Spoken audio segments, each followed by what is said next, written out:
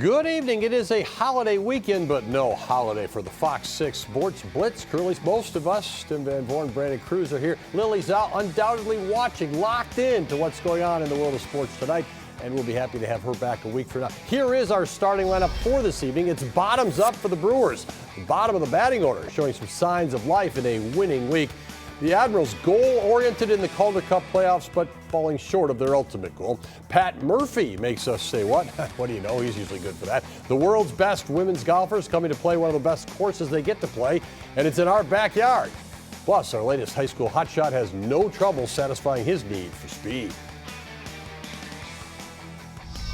It was what was needed. We used to be a team that did what was needed, and that's how we rolled. And we played every pitch. Pat Murphy trying to get the Brewers back to that type of baseball because that is the way they played their best baseball, Brandon. They are above average this week, 4-3 on the week, against below average teams. Yeah, and that's why it's kind of a mixed bag. Okay, you still come out and you leave the week with a win. You have a winning week, but you didn't do great against the Pirates. You couldn't score runs, you couldn't hit until Sunday when they did it in the 8th inning by scoring 3 runs after trailing by 2. It's the first time all season that they've won after trailing through 7 innings, and I think this is the edge that Pat Murphy's talking about. Playing that way when it matters, when they have to. And that's what they were able to do on Sunday in the afternoon. It's something we haven't seen much lately. It's something we haven't seen through 54 games. But here it was in Pittsburgh on Sunday after they had given up a lead late. So I think when you see that, it's a sign that Pat Murphy's trying to get these guys to build off of. And I mentioned leading into our show here tonight, the bottom of the order doing a little bit. And that's really Caleb Durbin. Now, Joey Ortiz had some hits the other night, but Durbin had been in a slump. He's learning about the major league level. We all get that. But he's had some productive at-bats here as the week has gone along, showing the type of player he is. He's not a home run hitter, for goodness sakes, but he gets his bat on the ball. He hustles. He does some things on the base paths, too. Yeah, and that's what it is. I think he came in, his first appearance in the big leagues, he had a really solid day. And then it slowed down, and guys started to figure out where his holes were in his swing, and now he's adjusting to their adjustments, and it's paying dividends for the Brewers. And what you're being able to see is that he is a guy that is just digging in, and he's making sure that he's paying attention and coming through when he needs to. He seems to always make contact. He also has come up with some big plays. Today it was both offensively and defensively helping this team win, including a double off the wall that almost got out, but it didn't need to. It scored the run, and then he would score later. So, yes, Durbin has become a clutch guy at the bottom of that order, and if he's somebody that can stay that way, all of a sudden the Brewers can start to get a lot more wins because of that production down there. It is a struggle to score for this team. I was looking at some numbers today. The Cubs, this is just reference. I mean, nobody's going to keep up with the Cubs. They have 321 runs scored this season, okay? Pirates 164. It's an entirely different baseball game. Brewers would be where on that list? Cubs are 1, Pirates at the bottom. Brewers are 12th. I was a little bit surprised. So they have, maybe 100 or so runs fewer than the Cubs, but they're definitely above some of the major league average right now for runs scored. It's a battle, though. It just feels like a battle offensively. Well, because up until this week, it had been feast or famine for them. A lot of runs in games or none really giving up a lot. Whereas this week, though, if you look at the way they played, every game felt close, and they were. I mean, they were, especially in Pittsburgh, every game seemed to be a one-run game, and it was decided late. And so all of a sudden, you're seeing the Brewers start to round into shape. The one thing they still need to do, though, is to get healthy, and then they can start to figure out where they stand. But offensively speaking, they do have the ability to put runs on the board. They just haven't been able to do it consistently, and we saw that play out this week as well. If it was football, we'd be hearing complementary football. We need to play complementary football. It's a cliche that gets thrown out there, but it's true in baseball too. A taxed offense leads to a taxed bullpen because the margin for error is so tight. The Brewers are getting a lot of good performances from young pitchers this season, but mostly 6-inning games maybe, and so that means the bullpen's in a lot in high leverage situations. Yeah, and the games, because like we were just talking about, especially this week, you look at it, the Brewers weren't scoring a lot of runs. So that meant it's a one-run lead or a one-run deficit, and the bullpen has to come in and try to hold that. And then you get guys like O'Neal Cruz, who's just killing the ball lately. He hit one today nearly 123 miles an hour, the hardest hit ball in the StatCast era that went into the river. That wasn't it, but it looked a lot like that. And so these guys are also getting a lot of innings, as you mentioned, because the starters haven't been able to go so long because so many of them are just kind of filling a role for the injuries. So all these things play into that, and all of a sudden you see Tyler Alexander kind of losing it a little bit this week, but he had gone so well in multiple inning outings, and that's been the problem. So I think what you're looking for now is starters to maybe go 6 or 7 to give these guys a break in the offense to get a 3, 4, 5-run lead. I actually think the starters have been pretty good. They have. You know, these guys that come in and, like you say, they're not getting necessarily deep into games, but pitchers you couldn't have counted on at the beginning of the season have delivered to this point, and now you're getting a lot of guys going to be competing for those spots in the rotation. Before we get off the Brewers, Christian Yelich remains the highest paid player on the team. He's the name on the team. Is he coming around? Because if he does, that changes the offense. Yeah, and I think he is. I mean, we've talked about his kind of lack of hitting. He's had power, 9 home runs and everything like that, and the RBIs, but his average coming into the week was well below 200. But all of a sudden in Pittsburgh, he woke up, 7 hits this weekend, and they were crucial, and he was getting on base and really helping this team score runs and create offense. So when you see Christian Yelich start to wake up, you see Joey Ortiz follow that. Both those guys seemingly in major slumps, but waking up in Pittsburgh when kind of the rest of the order wasn't doing it. Then you're thinking, okay, maybe they can start to put it together. Maybe it happens when the Red Sox come to town on Monday. But that, to me, is also something you have to look at. For this team to have success, Christian Yelich needs to hit the ball, and Christian Yelich needs to deliver. And Pat Murphy talks about getting that Brewer baseball deal back. Last year, it seemed to me the Brewers were a little more consistent through the lineup. A lot of guys did. This year, it's been, well, this group, then this group, then this group. If they can make that more consistent, you get more coverage. And play with an edge. Yeah, it's tough. This time of the year sucks. There's a lot of teary eyes in there. The guys just cared so much for each other. Been through a lot this year, a lot of change, a lot of ups and downs, and we grew really close as a group, and we went through a lot in this stretch too. So, it's really disappointing to see it come to an end. The Admirals season does come to an end tonight by 1 goal against the Texas Stars, 3-2. Their backs were against the wall in the last playoff series, in this playoff series, in this game. There's a cumulative effect to me on that. That's a drain. Well, I can't imagine what the emotional and physical drain is because of that. You're playing high leverage minutes. We talk about baseball and high leverage moments for pitchers. Well, being on a shift and you're trying to win to advance to the next round or to keep your season alive, it just puts so much pressure on you. But they were able to deliver so much. In fact, today they go up 2-1 in the second period. You were there. What kind of happened in the third? Well, they couldn't get the puck out of their end. At the start of the third period, Texas scored a run. Then later in the third period, another stretch. They couldn't get the puck out of their end, and Texas stuck it in. So I don't want to, not necessarily sloppy, just a little. I think it was Aaron Sims, who does such a great job on the radio call, described it as kind of scrambly. That's really what happened a couple of times to the Admirals, and it went in against them, and they couldn't get the open net when they had their opportunities to put it in. So they lose the series to the Stars, 3-2. Their series is over. It would not be right, though, to not show Friday night's game, because that's the emotion that you get in playoff series. We talk about a loss here, their season is over. Let's go back to Friday night. Backs against the wall, have to win.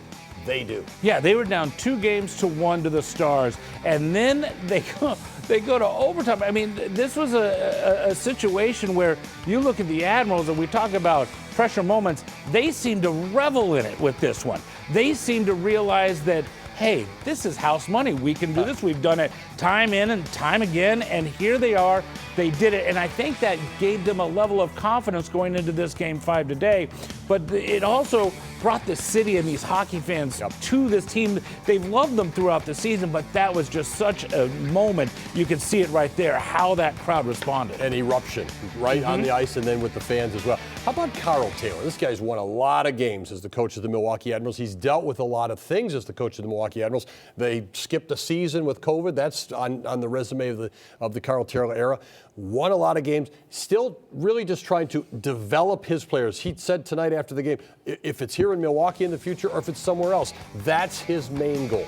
Well, and the toughest thing about this is you have a roster that constantly changes, even in the playoffs, because the Predators will be calling guys up throughout the season or sending certain guys down. So your lines are constantly changing and your cohesiveness is changing. But he somehow does a great job of keeping guys together, even if they're new on this team, and they all buy in. And that's where you see the success in these game fives in the must-win situations. They're 6-2 with Carl Taylor as the head coach in those situations. So pretty amazing job, and they buy in. A lot of stability from him right to the owner, Harris Tour. They have a great relationship, and Taylor's talking tonight about really wanting to win for Tour. Coming up on the FOX6 Sports Blitz, more. But before we take the break, a neat opportunity for Royce Parr at Marquette Basketball. He picks up an invite to try out for the U.S. World Cup U19 team. Part of this is because the younger collegiate, a lot of the collegiate players don't make the U19 threshold. He qualifies, so he'll be on the roster and going up against primarily high school players. Tryouts are next month in Colorado Springs, so a cool deal for a good offensive player there. And the Badgers, we're talking football now, they're going to open 2026 this season against Notre Dame at Lambeau Field Sunday, September 6th. So there will be a Sunday football game in early September at Lambeau, but it'll be the Badgers against Notre Dame. We're coming right on back to the FOX6 Sports Blitz. What's peaking? To answer your question, I can't really answer your question. And like peak? Where do you get to go when other people are actually interested in what you got to say? I can say Yakachonis a lot easier than I could say Hamakros. We'll stop there. We got a noon game tomorrow. Did you know that? Oh, we do? Noon. Like 12? Yeah, like 12. The only noon there is, 12. Pat Murphy with his son earlier in the week. I'm telling you, whenever they're home, there's a good chance that Pat Murphy ends up saying what. This week is a huge week for golf fans and for the region when it comes to having people come in and spend money and enjoy what this part of Wisconsin has to offer. Erin Hills hosting the 80th U.S. Women's Open. And this is one of those opportunities, Tim, where we saw the men play there in 2017. And you get really, really close with the players. You can see things happen in a way you can't on TV. What do you remember most about that? There was a huge curiosity factor, number one, to have this major championship played at Erin Hills and then to see how these guys would take it on. The wind, was it going to be a factor? Was it not going to be a factor? It didn't turn out to be as big a factor as expected to be. So it was very interesting to see how the players attacked it. Brooks Koepka, who really wasn't that well known at that time, blasting out of the scene. You took away so many things from it and the ability to stage a large event. Obviously, the USGA knows what it's doing. This was Erin Hills' first chance to do so, and they pulled it off. And now they get the chance to do it with the women, and it all starts tomorrow with practice rounds. I had a chance to speak one-on-one with the USGA CEO, Mike Wan. I mean, to now be out here on site, what does it mean for you to kind of see this getting closer and closer? Yeah, I mean, when you pull in here, this is field of dreams for golf, right? I mean, it's if you build it, they will come. I mean, I stayed here last night, an amazing stay to wake up in the morning, you know, see them cutting the greens. I mean, this is I was the LPGA commissioner for 11 seasons. I can tell you, when the women show up here, they're going to be blown away. Just first the beauty, and then the test. Yeah, you have the long history with the LPGA, and now being in charge of the USGA and the U.S. Women's Open. How special is that because of your connection to that tour? Yeah, it's special to me because I know how special it is for them. In the women's game, the U.S. Women's Open is the one. It's the one they talk about. It's the one they want to win. You show up and you get your Lexus for the week. You don't play in a Pro-Am. If you miss the cut at this event, you make $10,000. We really believe making the U.S. Women's Open is the cut because 2,000 women tried for 156 spots. But if you win this, it's life-changing. You know, so $12 million purse, highest in the game. Greatest amount of television coverage. I mean, 5 hours on Sunday on NBC, followed by a few on Saturday before. It's everything about this is elevated relative to where they are week in and week out. And one of the things you'll find when you come out to the U.S. Women's Open is it's amazing how close you can get to the athletes. You can hear them talking to their caddies. They'll actually interact with you. So it's a fun place for a young boy or girl to find a new dream. Why is this place considered a cathedral or so special to you? Yeah, I mean, we like places where people just get a little bit more nervous as they close the trunk of their car with their clubs on their shoulder. It's just going to be a little bit of a bigger test. It's a little bit of a bigger moment. When you drive down this driveway coming in here, it feels big. When you step on the first tee, it is big. And it's going to test every club in your bag. And that's why we love it from a USGA perspective. We're going to be here 5 more times. We'll have played 9 different USGA championships here in the next 15 years. It's a pretty young golf course to have that kind of pedigree, but it's just that good. Yeah, the first USGA championship at Erin Hills was 2008. Here we are with the U.S. Women's Open. What players maybe stand out when you look at this field? I think, to be honest, I and most people don't know the players in the field for the most part. You know Nelly Korda, for instance, Rosie Zhang, but otherwise, I'm not sure you know that much about these players. So this is an opportunity for them to step onto this stage, to introduce themselves to the world through their game, through their personality, whatever it might be, and start to make a name for themselves. I don't say that as a knock. I think that's reality. Yeah, and I think that's what makes this even more fun, because all of a sudden maybe somebody's going to capture a young person's imagination or a golf fan's imagination or somebody who's kind of new to, do they like golf? Let's find out. And this will be the opportunity. Practice rounds start tomorrow. Well, the UWM Panthers were so close to reaching the NCAA tournament. They knocked off top-seeded Wright State in the Horizon League tournament on Friday and only needed a win with 2 chances on Saturday. But the Raiders take both games, ending the Panthers' run. However, the celebration was on at UW Whitewater. The Warhawks taking 2 of 3 against UW Oshkosh in a Division III Super Regional, so they are headed to the College World Series as a 3 seed, and they will take on Trinity Friday. Our high school hotshot will be introduced when we come back. And thanks for staying up with us tonight on the FOX6 Sports Blitz. He's grown up catching air and kicking dirt, and that wasn't just on the playground. It's why he's this week's high school hotshot.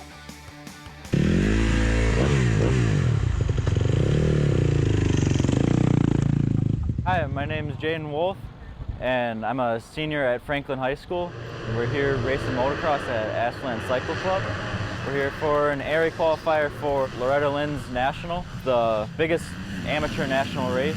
It's just really tough because it's the fastest kids in the country.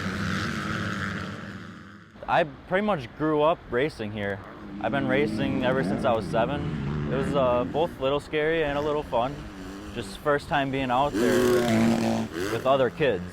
As I started getting a little older, I realized that I can get a lot faster, and basically any big race, I'm top 5, top 10 at least. Well, next year I plan on going pro, and then that's all over the country. There's not many people that get there, pretty much like any other sport. There's very few. I can be one of those few. Something I'm kind of interested in is firefighting, but more focused in racing right now, and that'll come a little later. I like to just do something like physical. I don't like using computers and stuff. Like in school, I'm in construction class where we went and built a house. We built it from the ground up. Yeah, that was awesome.